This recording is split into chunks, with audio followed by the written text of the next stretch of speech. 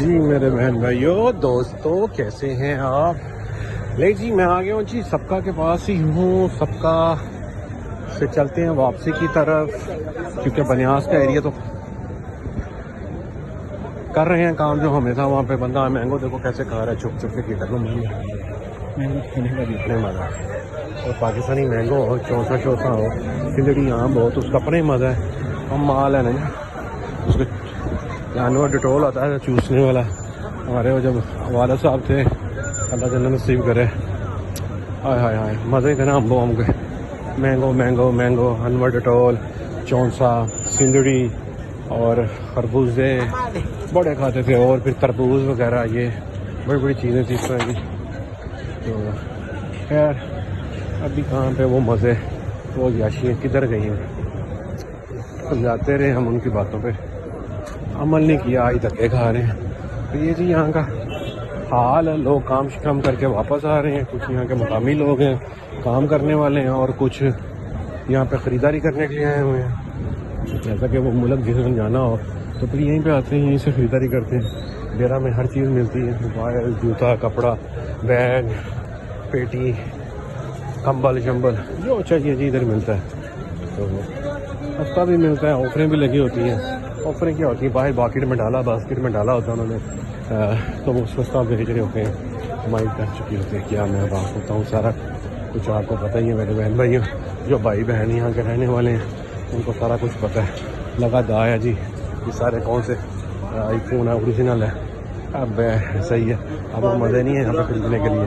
इतना महंगा होंगे, अच्छी दुकानें भी होंगी, ब्रांड भी ओरिजिनल भी बेचते होंगे, लेकिन सबसे अच्छा बेहतर जो हाल है ना वो यही है कि आप सीधा जाएं, मॉल में जाएं, एप्पल के स्टोर में जाएं, सैमसंग के स्टोर में जाएं, जो भी मोबाइल ब्रांड वाला लेना उसके स्टोर में जाएं और उधर जाके परचेज़ करें, सबसे बेहतर है। लोग यहीं पे रहते हैं, यहीं पे परचेजिंग करते हैं, और यहीं से देखें ब्रोकर यहीं से बेच बूझ के अपना खरीद कर करके अपने घरों में बेच के निकल जाते हैं। बस आखिरी दिनों में एंजॉय करते हैं, खाते हैं, पीते हैं, और फिर उसके बाद खाना निकल जाते हैं।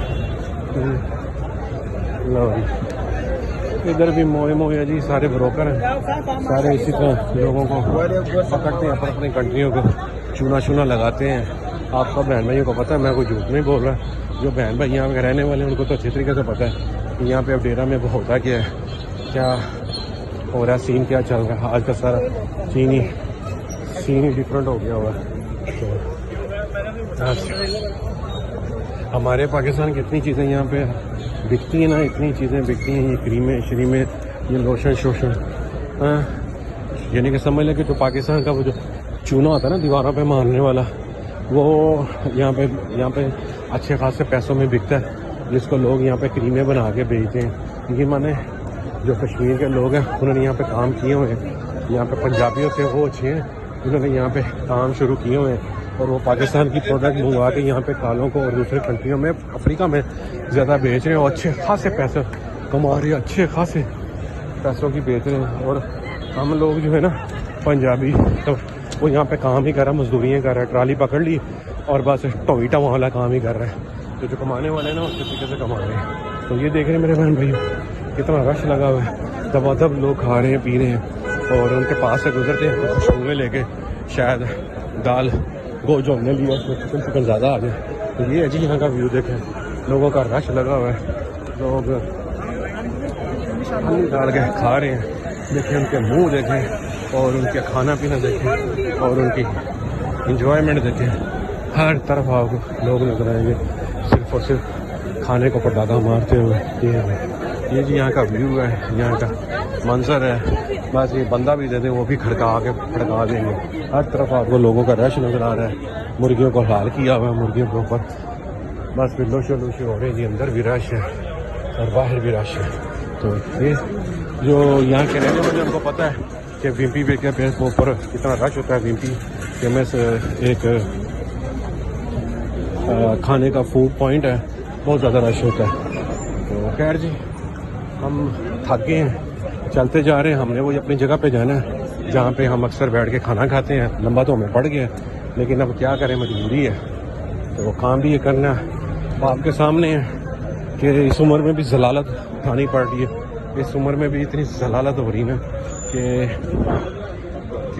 समझ से बाहर है कि लोग अक्लमंद थे जिन्होंने अपने काम शुरू किए और हम उस टाइम उस चीज़ के पीछे भाग रहे थे जिसकी हमें ज़रूरत नहीं थी, लेकिन हम उस चीज़ के लिए चीज़ से किनारा कर लेते उस टाइम, अपने आप को अपने आप के साथ अपने नफ्स के साथ कंट्रोल किया होता तो आज ये दिन ना देखने पड़ते हैं। और यकीन माने कि आज हमने बहुत देर पहले ही बड़े अच्छे मुकाम पे पहुंच जाना था, लेकिन क्या है कि हमने उस चीज़ को कंट्रोल नहीं किया। हमारे लिए वो मेन मकसद था और ना वो हासिल हो सका, और अपनी जो मेहनत की, जो पैसा कमाया, वो भी लोगों के पीछे लग के अपने पास सेव नहीं किया। लोगों को हमदर्दियाँ दिखा के, लोगों को अपने आप को बड़ापन दिखा के बड़े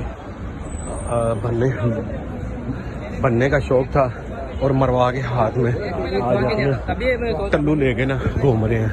तो ये ज़िंदगी है, कोई कुछ समझ नहीं आती। इतनी सालों से यहाँ पर रहे हैं, इतनी उम्र हो गई है, पता नहीं आगे ज़िंदगी का है या नहीं है, कौन सा व्लॉग मेरा आखिरी व्लॉग हो जाए ये तो किसी को नहीं पता। ज़िंदगी का तो किसी को नहीं पता। मेरे बहन भाइयों तैयारी तो अपनी करनी चाहिए, किसी टाइम भी आपकी हवा निकल सकती है।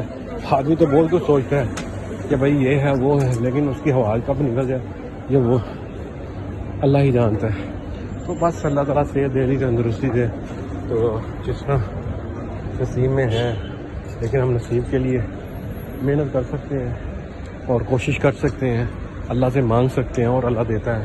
और इंशाअल्लाह ताला वो दिन दूर नहीं जब मैं भी कहूँगा कि यार सोशल मीडिया से मुझे इतने पैसे बचे थे, इतने मंथली मुझे सैलरी आ रही है, जो भी आ रहा है मैंने उसको सेविंग की और मैंने आज अपना लाइसेंस लिया और अपना वीज़ा लिया और आज मैं अपना वीज़ा बना के या वीज़ा लेके बैठा हुआ हूँ। तो अपना ख्याल रखें जी, दुआ में याद रखें, इंशाअल्लाह मिलते रहेंगे। अल्लाह ताला खैर रखे आप पे मुझ पर।